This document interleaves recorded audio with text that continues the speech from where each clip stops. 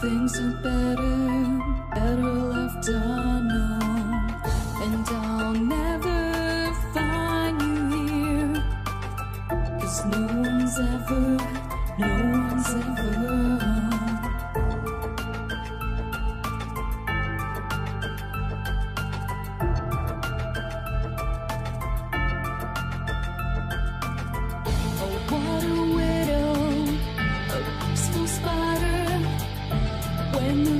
is clean, she's a sneaky hider. Hide the lies and the alibis. Oh, what a sinner is it in her?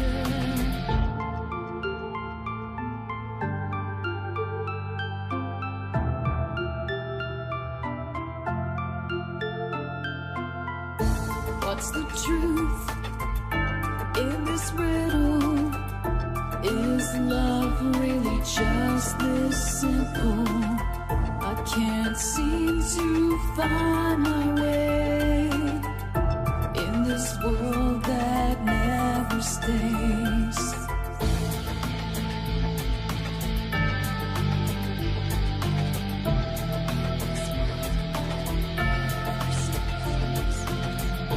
What a widow, a peaceful spider. When the glass is clean, she's a sneaky hider. Hide the lies and the alibis. What a sinner is it in her?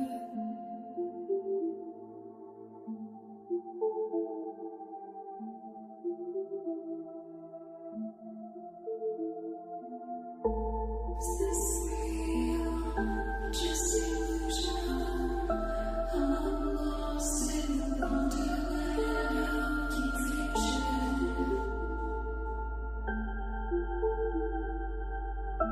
I'm lost in the wonderland of confusion. Is this real or just illusion? Manifestation or a dark delusion? Is this real or just illusion? I'm lost in a wonderland of confusion.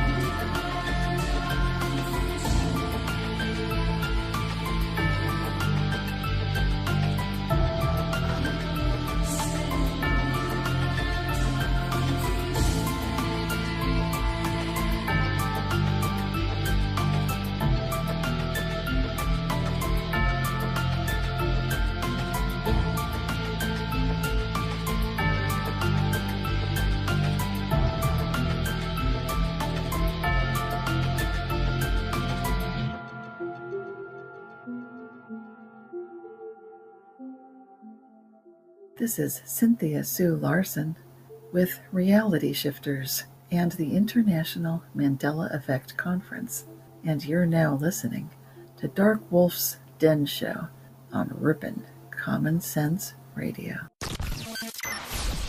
Rippin' Rabbit Hole is a community-driven radio.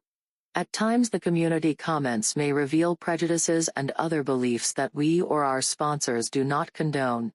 Views or opinions expressed by the community, callers, or guests, are those of the individual speaking and do not represent the views or opinions of this site.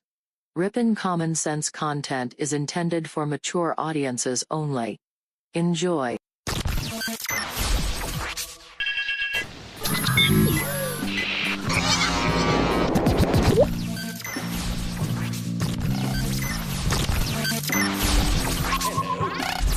Hello. Introducing lasers. Hello.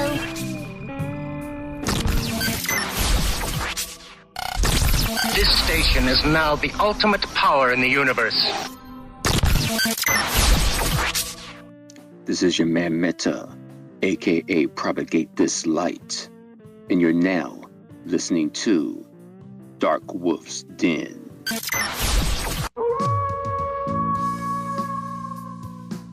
Are ghosts real? We had 1,000 hours of continuous communication with the spirit world. Does time travel actually exist? The laws of physics seem to be compatible with time machines. You know, sometimes I wonder about reincarnation. Don't you?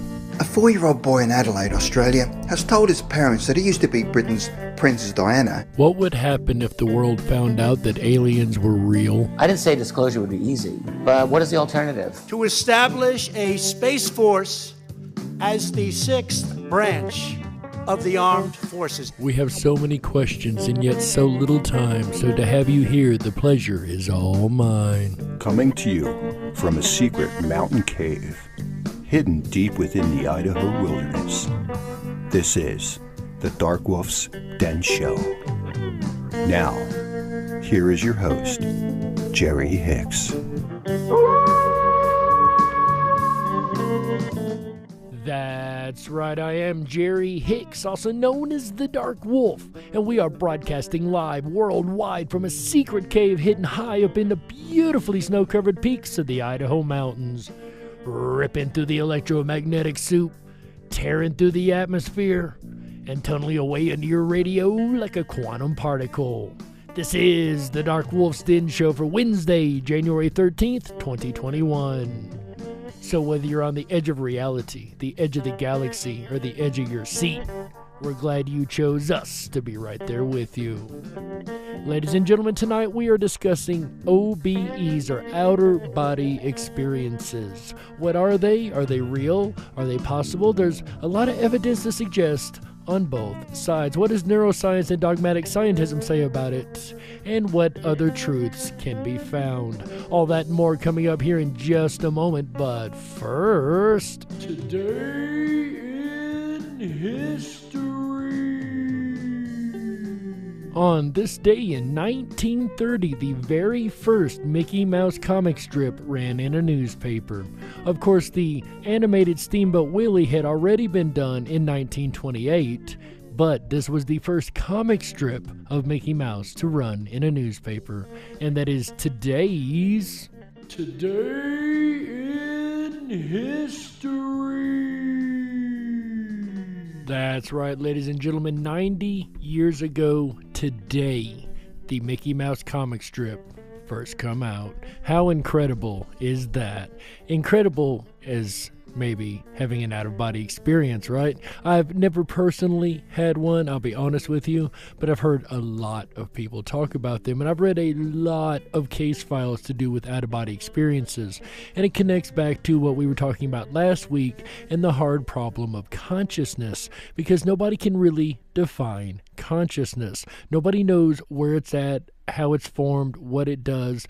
There are scientism theories, I would say scientific theories, but let's be honest, dogmatic scientism isn't real science, and there is some neuroscience behind it, but still even they can't explain why unconscious matter could create consciousness, let alone an out-of-body experience, which does suggest that consciousness is literally in a field all around us. It is non-local, or not just in your brain. And I think most of us listening to the show could probably agree with that premise. Go ahead and put a 1 if you don't think consciousness is only a byproduct of the brain. Put a 2 if you think that's exactly what consciousness is. It's created by the brain. And put a 3 if you're just really unsure of the question, because I gotta say, I'm a 1 on this, but I could see being a 3, because for a long time I was. But yes, I truly believe consciousness is definitely not a byproduct of the brain. And it really comes into question of reality itself, right? And how perception is really the reality that we know. And I brought up last week that to a person that is hallucinating, say seeing a dragon for instance, to them that dragon is just as real as my voice coming to your ears right now. To them, they're going to have the physiological experiences. Their heart rate's going to go up. They're going to be scared. They're going to think they're looking at a real dragon. And I could only imagine what that would be like, but to their perception, that's just as real as I am right now. Is the reality we live in the actual reality? But what is reality? could we say it is what we detect with our senses or with the help of technology? But if we would say so, then what about the period when microorganisms were not known? They were real at that time, of course, even though they were not acknowledged. And what about our sky? Does it look like this? Or like this? Perhaps like this? Or this? It turns out that all of these are real pictures of the exact same region of the sky, but the cameras used to take them captured different wavelengths of the electromagnetic spectrum. But would a non-informed person consider this our real sky? I'd say most probably not. So we see that defining reality is not so easy. And that is one of the best points that could be made. And I was making that, as like I said a moment ago, with perception, is that it is really hard to define reality.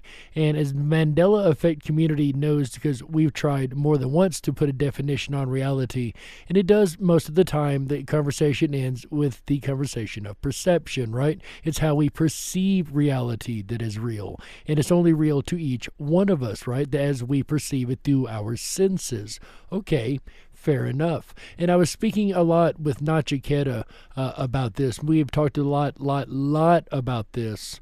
And he agrees with me, or I agree with him, I should say, that the definitions are very, very important. And defining reality is one of the hardest definitions we've had to try to come up with. And I'm not sure, aside from, again, perception being the individual, that we've really managed to define it either. It's really a philosophical, science, paranormal, supernatural question, isn't it? What is reality? My own understanding of reality happened to be challenged when I was very young, and that one experience made me become a researcher of paranormal phenomena and non-ordinary reality. But I must say that is somehow a challenge for me, because as a researcher, I see how complex it is to explain this sort of phenomena, and even more complex it is to find concrete evidences. But as a person, I cannot deny the experiences that I had. And whether it be UFOs or Mandela Effect or ghosts, or in this case, out-of-body experiences, you cannot deny an experience once you've had it. Once you know, you cannot unknow. The allegory of the cave by Plato comes to mind. If you don't know what that is, check that out. Definitely look into that. That is a very incredible tale and story of allegory. But the idea that knowledge has a two-sided sword to it, doesn't it? Because once you know something, like I said, you cannot unknow it. You can pretend that it doesn't exist, but that doesn't stop the fact that you still know that it does, especially when it's a conscious experience. When you experience something, that's when you become adamant about knowing that it does exist regardless of what anyone else says. So to you, that's reality, right? So that's a kind of a dilemma. And I deal with it thinking, this is something that needs further study. And I try to contribute on this. My experience happened when I was very young, about 7 or 8 years old. An uncle and aunt of mine went to a trip to São Paulo, a big city I had only heard about at that time. That's a very important part of the case file to note. She had only heard of it at the time. She had never actually ever been to São Paulo. But a few nights later, during the night, during my sleep, I felt myself floating upwards. And somehow, I ended up in São Paulo. To reiterate, a city in which she had never been in before. And in a room where my uncle was lying in bed, and I saw he had some little tubes inserted into his nostrils and a bag with a liquid that would be inserted into his arms. And I also saw something even stranger, that he had a thin, clear tube that was connected to his abdomen, as far as I could tell, to a glass jar that was placed on the floor, which would hold a slightly reddish liquid. Now, those are some really specific details, are they not? And, you know, one can say, well, she was just dreaming it. That's going to be the argument the most scientism, dogmatic scientist would put forth. However, that blew my mind. I didn't have a clue what that was. Because I am from a very small town in Brazil, which you can see here. This is the whole town, as compared to the little part of São Paulo you saw before. But wonderful people there. But at that time, almost 50 years ago, well, we had no bookstores, no libraries, no movie theaters, of course, no universities, but I must say I had a very happy childhood because I grew up with 6 siblings, always playing around, but we had no illnesses in the family. And we didn't have either money enough to have a TV in our house or to buy books. So I had never seen anything like that before. So all of the supposed influences that would have influenced her to know what Sao Paulo would have looked like did not exist. They couldn't afford TV. They didn't have books. She had no way of previously knowing what Sao Paulo was like. When they came back from their trip, I just said to my aunt, hey, I saw Uncle Gino lying in such and such room, and I described what I had seen. She was baffled. Just changed subject. But later that day, I overheard her telling my mother, how on earth could Nancy have known that? If not even you or anyone else knew he was going for a bladder surgery, because we didn't tell anybody, we didn't want you to worry about it.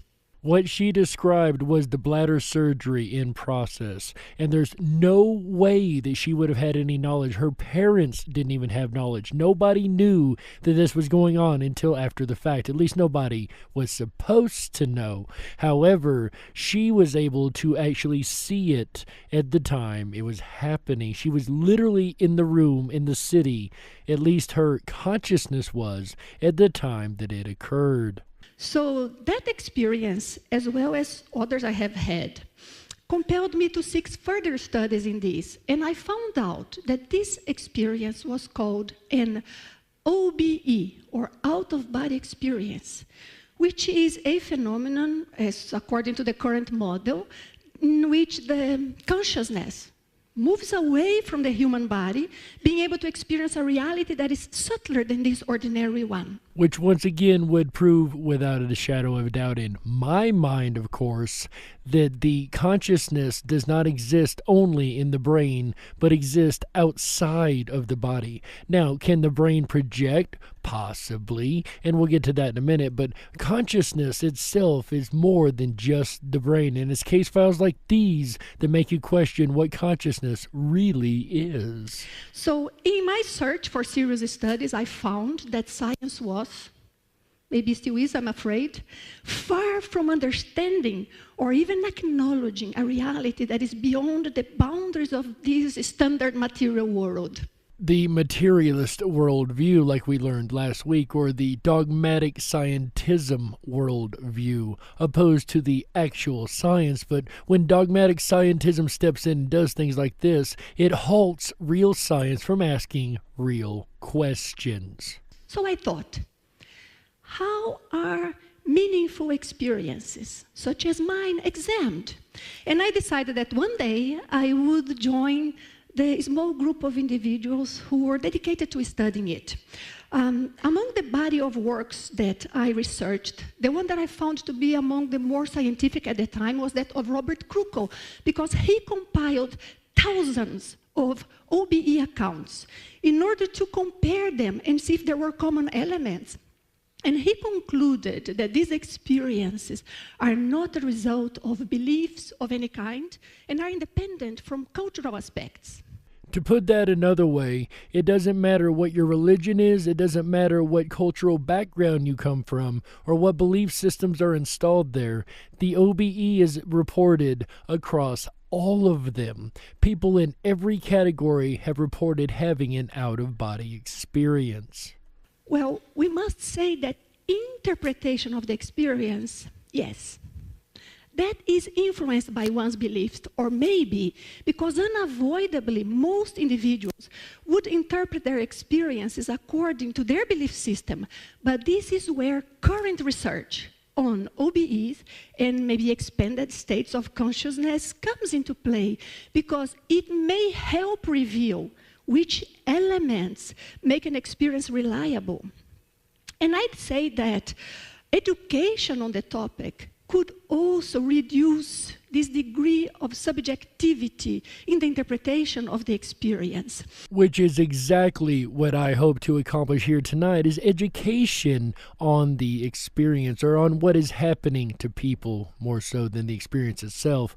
But letting people know that this is out there, it is real, and we need more people to look into things like this, because the question of consciousness is far from answered, especially when it comes to the question of out-of-body experiences. There had been a number of surveys and laboratory experiments in controlled conditions to investigate the OBE. I have also conducted several of them with results published, interesting results, but no conclusive evidences yet. I would love to share them here with you, but we don't have time. But perhaps I can at least share with you what are some of the common sensations that one would experience when in partial or complete separation to the body. And what I really find intriguing is what she's about to describe comes in pretty much every case file on OBEs that I've ever read. I myself experienced many of these sensations since I was very young. For example, I vividly remember moments when I was relaxed, just lying in bed, and I would feel a very strong vibration inside my body, unusual, powerful, as if all my cells were connected to some sort of electricity or being activated by a live energy. And I came to learn later that this vibrating sensation is referred to as vibrational state, and is quite common among those who have had OBEs. And like I said, I've never had an OBE before, so I really cannot relate to this, but I know what it's like to have anxiety and be anxious about something, and everything inside of you is absolute jello. The first couple times, well, quite a few times, that I had to give a public spoken talk, I was probably, I guess, pretty good according to people on the podium, but inside, I was nothing but a ball of jelly. My nerves were going insane. I had the worst shakes inside, and how it didn't translate to the outside, I have no idea. Of course, I've gotten better about public speaking over the years. Clearly, I have a radio show and do YouTube. I have no issues public speaking now. However, at times, I did have that issue, so that's the only thing I could really, I guess, think to compare what that would be like, that vibrational state, is that jelly inside feeling of just all your nerves rattling at the same time. I guess that's probably the closest that I've ever come to experiencing that. But this is relevant across all case files of OBE that I've pretty much read. In many instances also, I would see my body, but like from a third-person vantage point. And especially when I was a kid, in a childlike manner of thinking, I would wonder, how can I be sleeping if I am awake? Because that was totally different state from a dream. But I didn't know that was an OBE, of course. And I know a lot of you are going to say, yeah, that sounds more like an NDE, or what happens during a near-death experience, and you're absolutely right. There are both those NDEs and OBEs. Experiencers do report having that literal out-of-body experience. And we'll go more into that tomorrow night with the near-death experiences and how it does relate directly to this topic. Common sensations also are that of floating, swaying, sometimes falling, jerk awake. But a stranger sensation that I have had many times was that of feeling I couldn't move my body, as if I were paralyzed. Well, I wouldn't call that exactly pleasant. What some would call a sleep paralysis. And of course, sleep paralysis is described as the body not fully waking up, just half waking up, and you feel like you're stuck in your body, right? I don't 100% buy that either, unless it has to do with the consciousness not quite making it back to the body quick enough. We can speculate for days, but I don't want to speculate. It's just know that I disagree with the whole explanation of sleep paralysis. I think there's a lot more going on there, because we see this across a number of different paranormal topics, from abductions and UFOs to demonology, and even into out of body experiences. Especially when you do not know what it is. But I came to learn later that this is a natural sensation that is part of the first stages of detaching from the body or returning to it. These are just some examples, but I must say that fear of these sensations may hinder the OBE occurrence.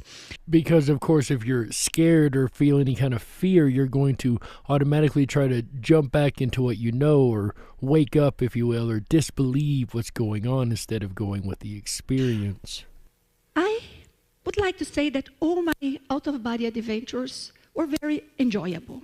However, sometimes, in my regular waking state, I would sense some sort of subtle energies or invisible presences around me that made me scared as a child. So this led me to research or study sensitive kids to find out why they experience this type of phenomenon, how they interpret them, what sort of consequences they would face both during childhood or later in adult life because of this, and how parents and society normally react to their sensitivity. But I must say that it's obvious, not only kids have out-of-body experiences, as adults we can have them too. And this is a natural phenomena, a phenomena that can be, it seems, arguably learned and developed. And I 100% agree that this is an absolutely natural phenomenon of conscious.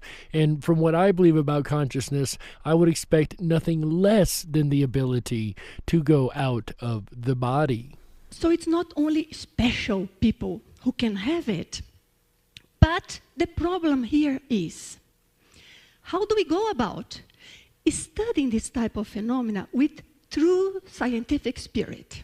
And that is the most important question of the night, in my opinion. I don't know about you guys, but the most important question in this topic is, when are we going and how are we going to go about actually putting a scientific study to this that has been overdue for a long time. This is more than just a materialist issue. This is why materialism is quickly failing in physics every day. It is being more and more realized that there's a second world that exists, a world of the soul, as Descartes had at least acknowledged in the beginning that there were two separate worlds, a spirit and a material. To start with, we must stop just dismissing the phenomena or saying there's something wrong with the person because these are not conventional perceptions. And we must acknowledge that there may be facts about human manifestation that we don't know or understand. And we must search for explanations with no presumptions or preconceived ideas. That is 100,000% the most important part of doing a real serious scientific study on this, is to go into it with an absolute open mind and zero preconceptions. What we find is what we find, and that's what we find, period. Not expecting to find one way or the other. That's how we're going to seriously, unbiasedly look at this topic and figure out exactly what's going on and how consciousness works from that aspect. So far, most of the academic research has been dedicated to the study of the so-called physical world, which is of essential importance, of course, and must be the first step. However, if we even consider the possibility of the existence of a reality that is subtler than this one, but just as real, even though it may escape our regular senses, we must find ways to research it. If OBEs allows the direct observation of it, then maybe until proper technology is developed, OBEs are the natural tools because they would allow researchers to witness this reality and verify its possible interaction with ours. That's right, ladies and gentlemen, you heard that just right. Especially my Mandela Effect people, I know your ears just really perked up because I know mine did. She said multiple realities. That's right. The idea that the spirit and the physical are literally in two different realities. That is Descartes' idea, you remember, the spirit world and the physical world. And we hear about the spirit world all the time, especially in paranormal studies. That's a major part of the paranormal studies. But the idea that in an OBE, that these experiencers are literally experiencing the parallel dimension, the spirit realm or spirit reality or spirit dimension, or fill in your word on the last part, but literally another reality, if you will, that exists right beside ours. If we were ever to get to this point, let's imagine we could have this type of research. What sort of consequences that would bring to science? Well, this knowledge could bring very useful insights into many different domains of scientific research, from medicine to physics. And especially the world of quantum mechanics and quantum physics. In turn, this could promote a scientific view that would acknowledge us as our individuality, as individuals, as consciousnesses that exist beyond the brain, which would encourage the integration of variables and factors that are not strictly physical into the scientific process. So they would have to come up with all new algorithms, for lack of a better term, to describe reality. They'd have to come up with new formulas, is the word that I was actually looking for. There we go. To describe reality. And they would have to include the spirit, which is going to be really odd for science because they're really not good at stuff like that. But that aside, if they took it to a real scientific, rigorous study and found that it was true and that consciousness really does reside outside of the body as another factor of the body, then there would be a lot changed. What kind of innovations do you think that would cause across the board, right? Let's take, for instance, medicine. Medicine could benefit from learning or identifying when these more subtle elements could be interfering with patients' health, or maybe inexplicably curing them. Could you imagine that? Consciousness therapies that could actually cure somebody just using the idea of the spirit mixed into the rest of the realm of medicine and science? You'd be treating things without drugs, wouldn't you? It would be a whole different treatment. Bongo drums and the whole nine, right? I know you guys think a lot of that sounds new agey, but is it really? Physics. Physics could examine phenomena and their outcome, taking matter and energy into consideration from a multidimensional perspective. As well as having a actually viable explanation to the double slit experiment, which right now, even though some physicists or quantum physicists swear they have it figured out, it's still highly in debate as to why the outcomes differ upon the difference of consciousness observing the experiment or consciousness not observing the experiment. But we face three big challenges, at least three. And three challenges so big that they're going to have to wait till the second half of the show, ladies and gentlemen. That's right, we've got to go ahead and take a network break right here. The time has got us, and we will be right back for the second half of the DarkWolf's Den Show right after these messages. Don't you touch that dial.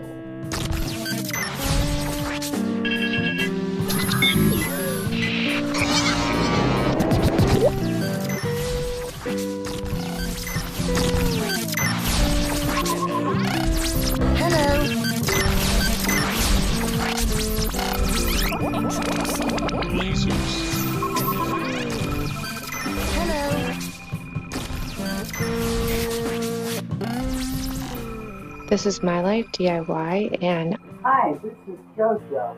Hi, my name is Oz. Hey everybody, it's AJ the Rippin' Rabbit. This is Cynthia Sue Larson. This is your man Meta, aka Propagate This Light. And you're now listening to DarkWolf's Den. The DarkWolf's Den Show on Rippin' Common Sense Radio.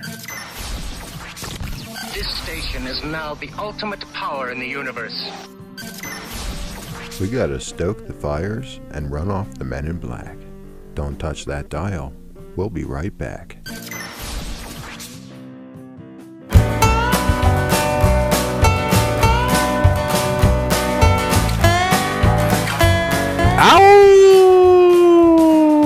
that howl means the weekend has begun.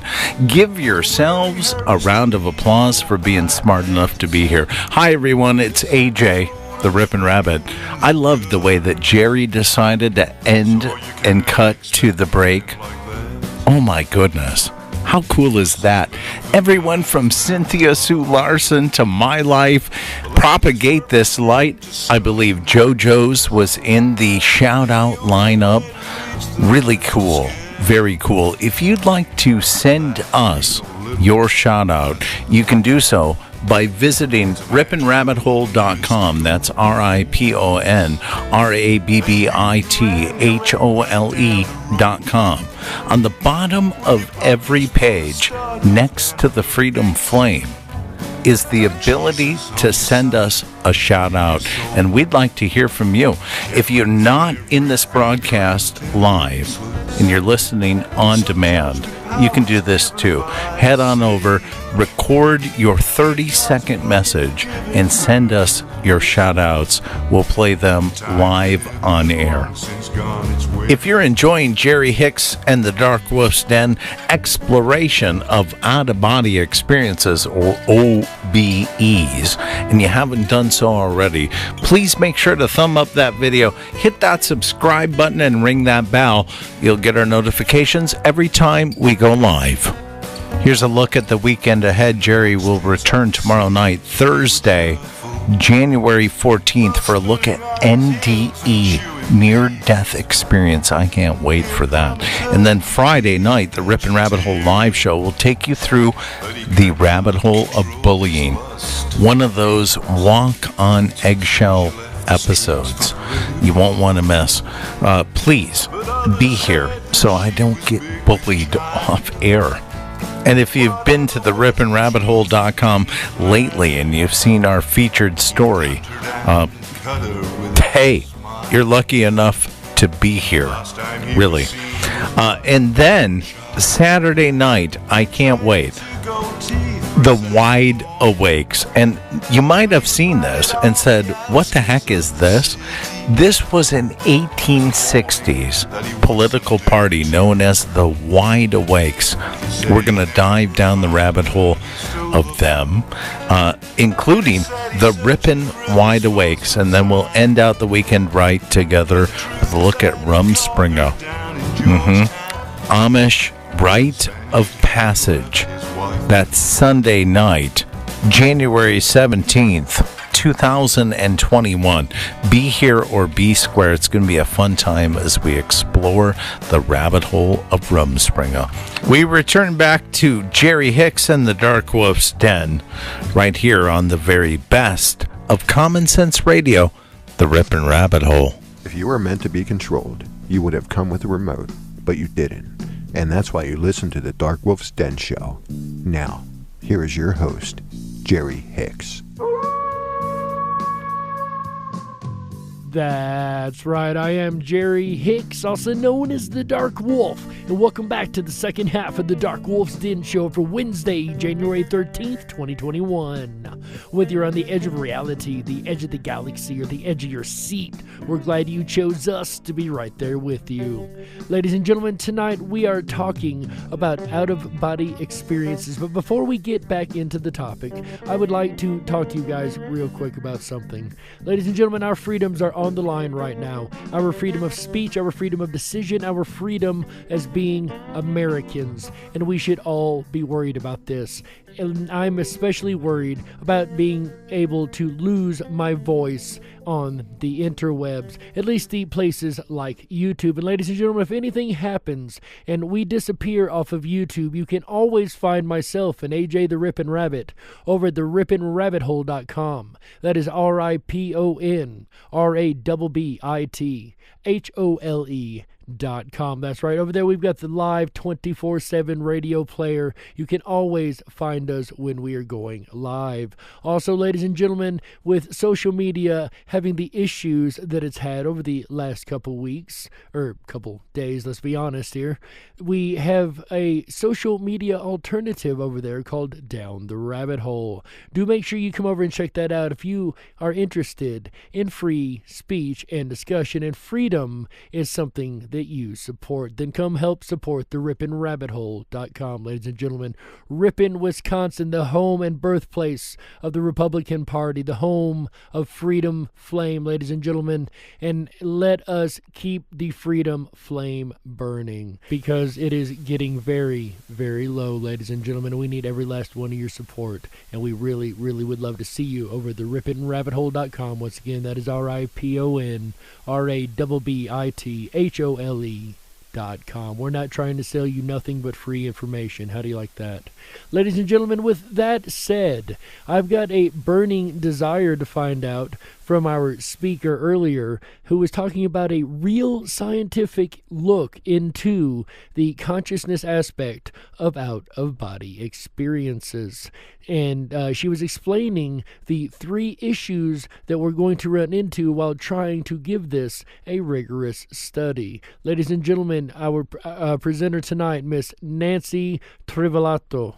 In all of these, first, how can we separate those who only dream, fantasize, imagine, or maybe have brain characteristics that gives them perception that they consider to be non-physical, from those who have real experiences with lucidity, awareness, clarity of thought, and detachment from preconceived notions or beliefs? Wow, there is so much to unpack here. As a conspiracy researcher and paranormal researcher myself for almost 30 years, I can definitely tell you that there comes a point where you have to draw a hard line on the evidence and decide, what do I believe and what do I not? And still within most paranormal communities, that's where the argument lies most of the time, is what one researcher believes over the other. Secondly, to finish the point that she was making, when you do something like this, you must go into this with no preconceived ideas or intentions. You must go in with an unbiased attitude, willing to accept whatever outcome may appear. And that is true science, opposed to scientism telling you this is what you're going to get, this is what you expect, and that's that. And trying to find only ways to prove against the idea instead of trying to unbiasedly look at it and give it a fair shot. Well, probably what we need here is to identify what elements separate real, non-ordinary experiences from fantasy or brain creation. But without acknowledging the phenomenon, not even that first step scientists can take. And that's the really sad part, because we can't even get to the part where we can, try to classify what's real and what's not scientifically, because science refuses to give it a fair shake, to really give it a real unbiased study. Because as far as they're concerned, it's just the actions of accidental brain activity. And of course, none of us can believe that for even a second. Second, we also need to learn how to separate or distinguish serious scientific initiatives from unsubstantiated information, or worse, I must say. Which is another horrible problem about giving something like this a real scientific exploration, is the fact that if you don't follow their narrative and, not look into this, then you won't have grant money to continue working on whatever it is you're working on. Otherwise, you'd better follow their version of truth if you want to continue to do science. This is how scientism has taken over science, and academia has been controlling the narrative for a very long time. Does that mean it's right? Oh no. Remember, the one that screams the truth is the lie. The one that screams the loudest is not always the truth. The truth remains hidden until found, until light is shined upon it.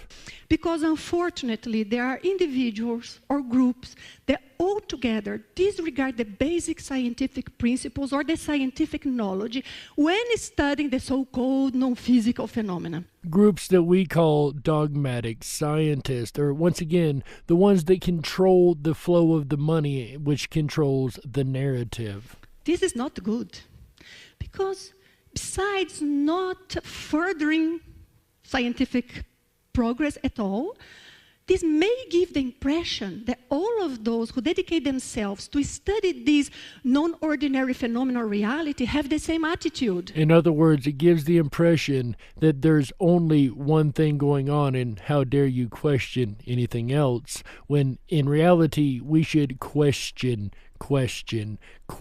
everything we don't trust. That is our right. That is our freedom to do as human beings. This is not the case, I can assure you. And we also need to develop appropriate methodology to investigate this intangible reality and its related phenomena.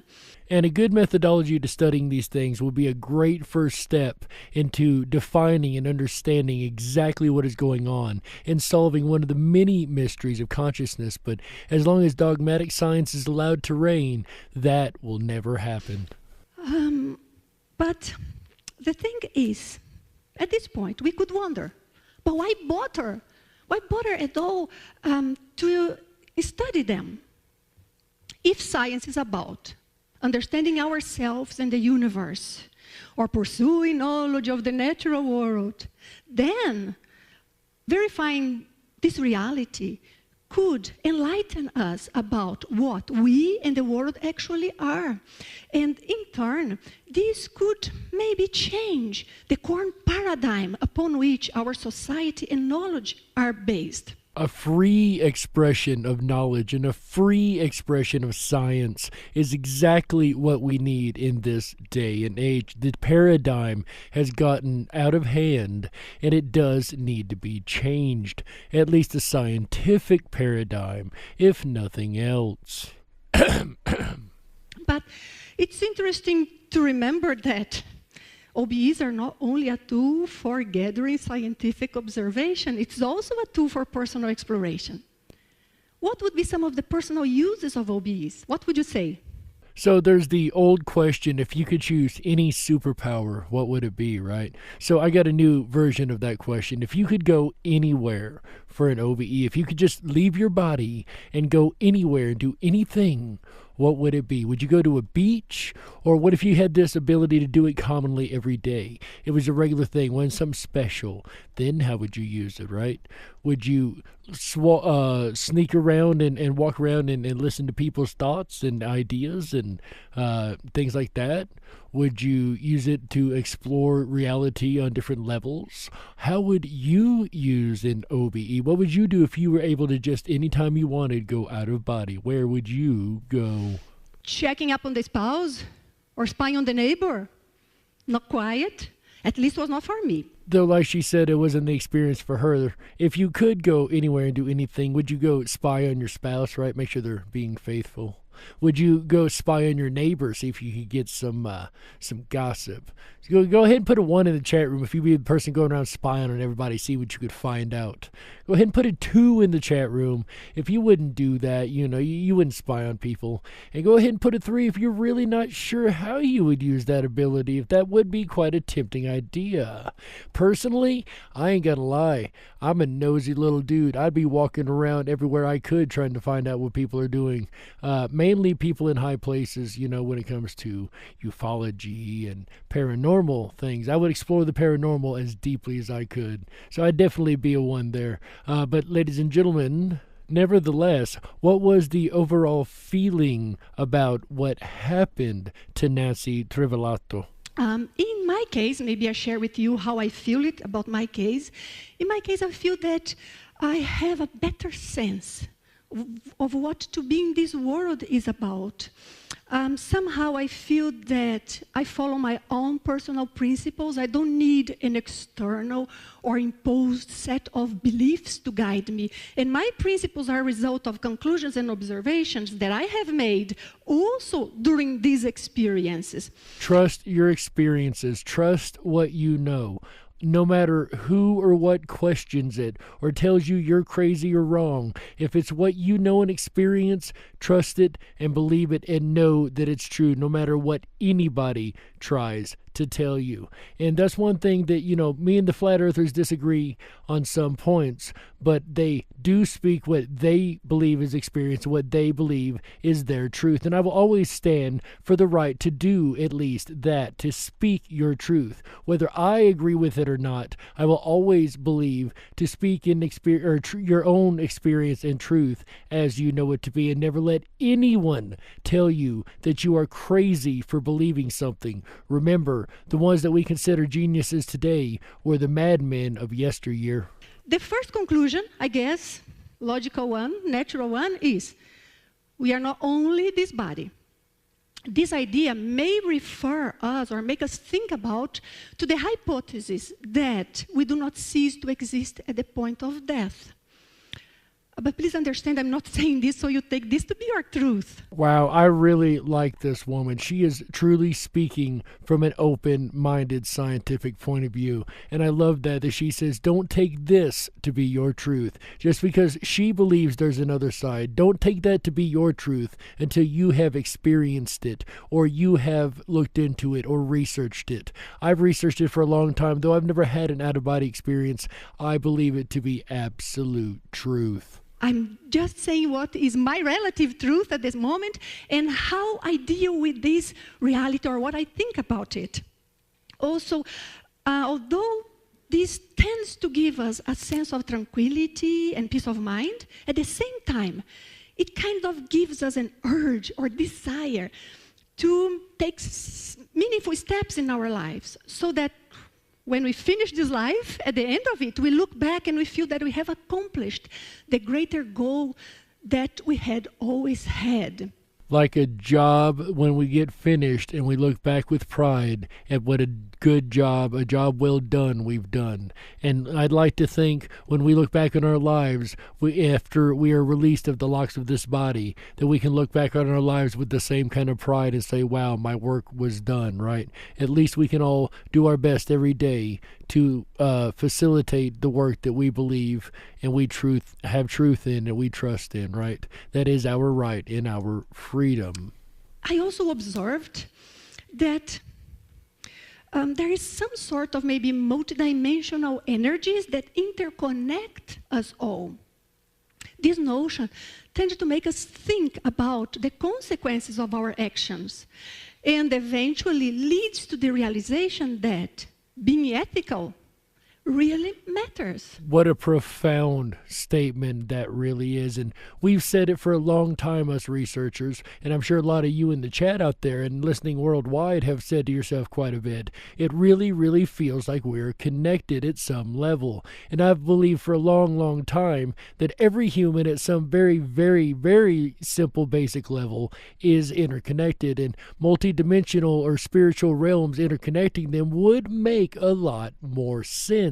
I really like that idea because, like we've seen many times, and I've used this 100 times, Newton and some other guy whose name I cannot remember off the top of my head, all the way across the other side of the world, invented calculus at the exact same time. Ladies and gentlemen, that's calculus. That's not simple algebraic equations.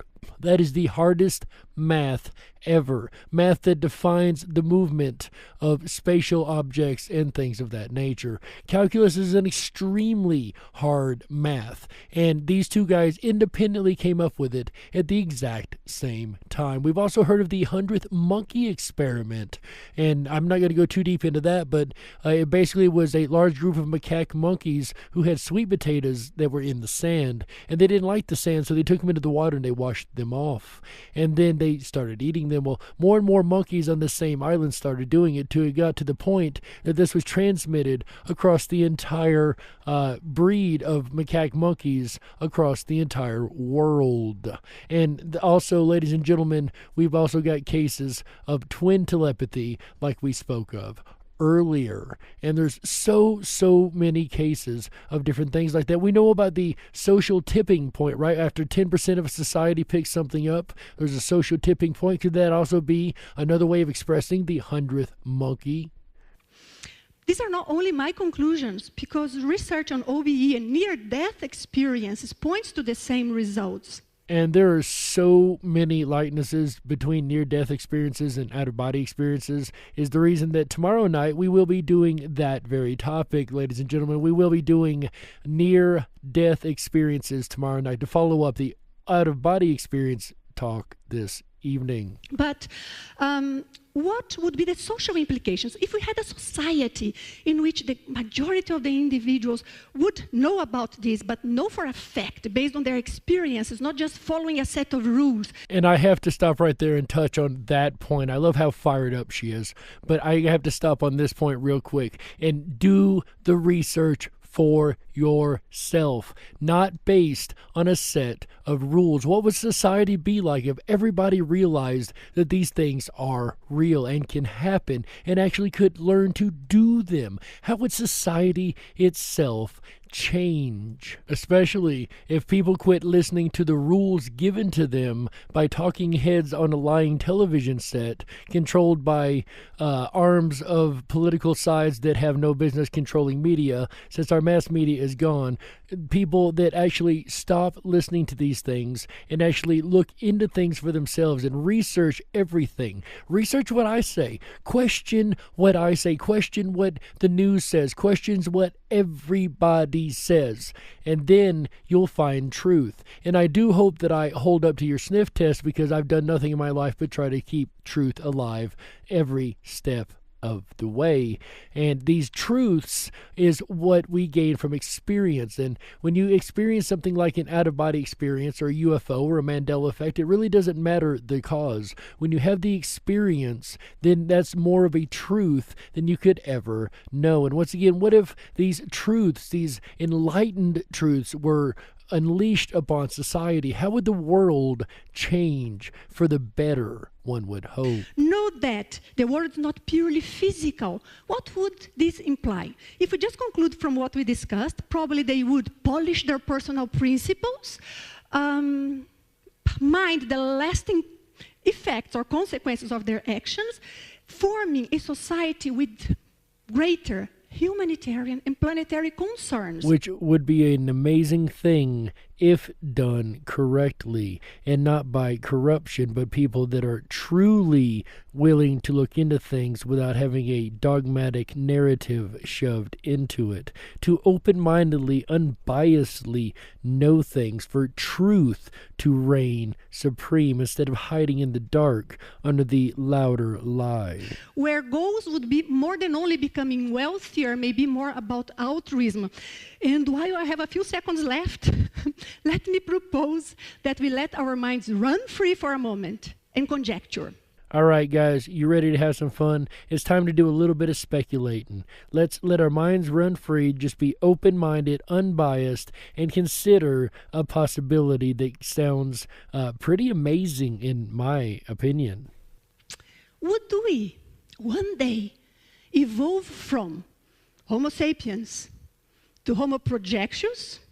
Meaning we would become individuals who would, or beings, who would naturally project outside of our bodies, having also some sort of multidimensional awareness. Well, that's an intriguing thought, at least. Thank you for your attention. An intriguing thought indeed, and to carry the thought even further, what's to say that there's civilizations out there that already haven't done this very thing, especially if it is a natural evolutionary from where we're at least spiritually and mentally speaking.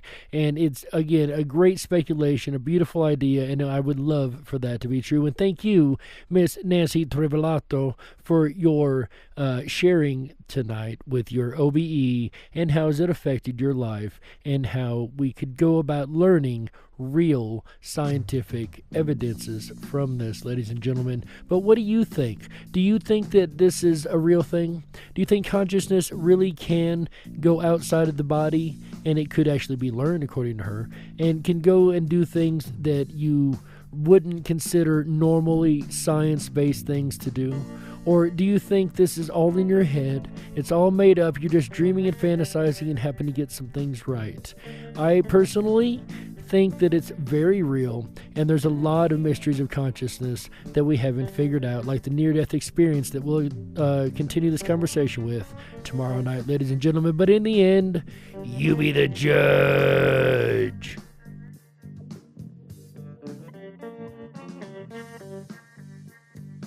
We got to close it out. That's right, that's it for this episode of the Darkwolf's Den Show for Wednesday, January 13th, 2021. If you enjoyed tonight's topic of out-of-body experiences, make sure you definitely tune in tomorrow night for the continuation of the discussion as we go into near-death experiences. This is definitely a show you don't want to miss if you've enjoyed the discussion on consciousness that we've had so far. And then, ladies and gentlemen, on Friday, we got to close it out. That's right, that's it for this episode of the Darkwolf's Den Show for Wednesday, January 13th, 2021. So whether you're on the edge of reality, the edge of the galaxy, or the edge of your seat, we're glad you chose us to be right there with you. Ladies and gentlemen, if you really enjoyed the conversation so far on consciousness, and the conversation especially on the out-of-body experience, then you definitely want to tune in tomorrow night as we cover the near-death experience. This is so intertwined and closely related to the OBE that I really had a hard time separating the audio files between the two as far as getting something that didn't include the other. It's really going to be an incredible episode, and I cannot wait to present the information to you guys tomorrow night, January 14th, 2021. Then on Friday, January 15th, 2021, our buddy AJ the Rippin' Rabbit will be back with a Rippin' Rabbit Hole live show. That's right, the Animals Radio know how to party. And on Friday, he's going to be covering an incredibly special topic. You guys do not want to miss this. I know I say that a lot, but this is incredibly important. Of course, the topic will be bullying. This is something that is becoming a problem in the world, and we need to learn about it. So this special episode will be, again, Friday, January 15th, 2021, with AJ the Rippin' Rabbit and the Rippin' Rabbit Hole live show, and that will return also on Saturday, January 16th, 2021, where AJ will be discussing being wide awake. That's right, ladies and gentlemen. Are you awake and aware of the reality going on around you? Are your eyes open? Remember, I always do say stay awake, but dare to dream. Make sure you are wide awake for that episode on Saturday, January 16th, 2021, 7 p.m. Pacific, 10/9 Central. All shows here on the network start at 7 p.m. Pacific, 10/9 Central, including his show on Sunday. That's right, AJ the Rippin' Rabbit will be back to close out the weekend on Sunday, January 17th, 2021, with an all-new episode about Rum Springs. That's right. What is Rum Springs? Well, you're just going to have to tune in Sunday for this one. I really don't know what to say. Anything I say will give too much away, so make sure you tune in for that episode, and we're just going to leave that mystery topic to be, because I even can't wait myself to find out what he's going to talk about. Ladies and gentlemen, he's going to round out the weekend with incredibly special episodes, important episodes, and episodes you do not want to miss. That's right. Speaking of not wanting to miss, ladies and gentlemen, you don't want to miss your opportunity to go over to the rippinrabbithole.com. That is RIPONRABBITHOLE.com. That's right. Over there, you're going to find a lot of really amazing stuff. You're going to find a news feed that is updated constantly with breaking news at all times. You're going to find the Darkwolf's Den Show topic group over there, and you're also going to be able to go down the rabbit hole if you sign up for a backstage pass. That's right, ladies and gentlemen, down the rabbit hole. That is where the conversation continues 24/7 for the rabbits. And if you are a freedom-loving person or just want to express your free thought, we would love to have you over at the rippinrabbithole.com and drop down the rabbit hole with us and discuss the topics at hand, the topics that are relevant to what's going on. Ladies and gentlemen, we would love to hear from you over there. We would love to see you over there. We are truly a freedom-loving, open platform for debate and conversation and free thought, ladies and gentlemen, that is becoming very rare in this world, and we have an alternative if you're looking for something low-key that you can come hang out with us and enjoy free open speech. That's right, ladies and gentlemen, free speech on our platform. That's right, that is the ripinrabbithole.com. Once again, that is RIPONRABBITHOLE.com. That's right. Also, while you're over there, make sure you come into the free speech welcomed open VIP chat room. That's right, ladies and gentlemen, 24/7 backstage lounge. If you sign up for the VIP pass, you will be able to come on in and enjoy the conversation with us. The VIP backstage pass, I should say, and it is absolutely free. That's right, ladies and gentlemen, free speech, free hanging out, free chat room, free fun. That's right. Come on over and hang out with us right after the show. We'll all be over there here in just a couple minutes, and we would love to see you there. The conversation continues at the ripinrabbithole.com. One more time, ladies and gentlemen, that is RIPONRABBITHOLE.com. Last but not least, you can sign up for our newsletter. We send out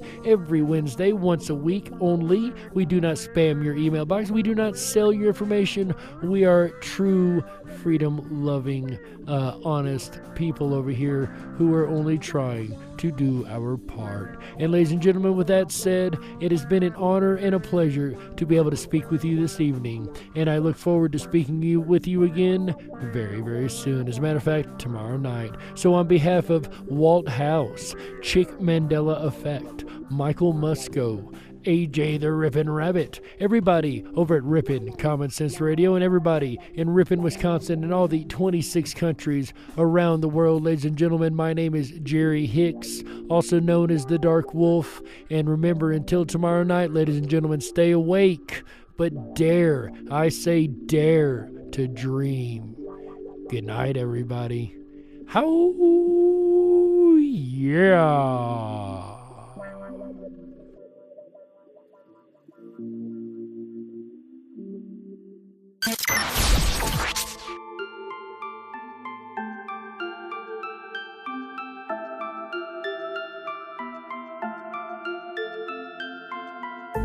Unlocked and into the dark.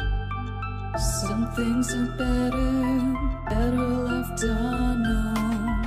And I'll never find you here, 'cause no one's ever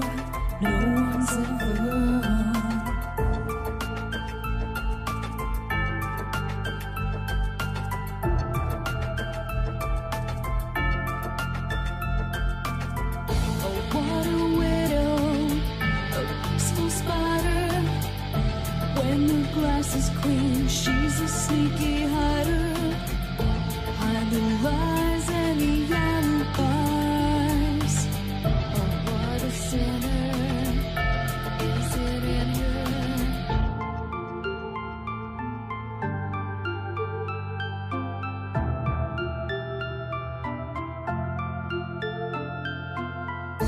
What's the truth in this riddle? Is love really just this simple? I can't seem to find my way in this world that never stays.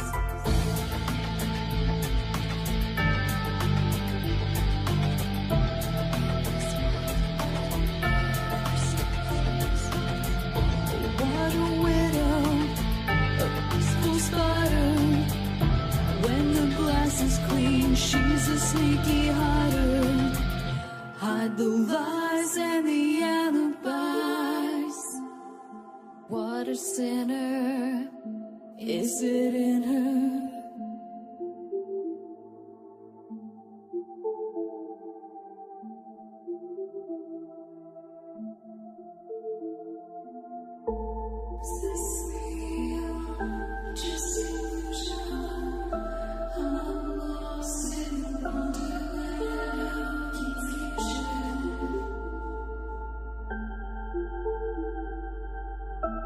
I'm lost in a wonderland of just illusion, manifestation, or a dark delusion? Is this real or just illusion?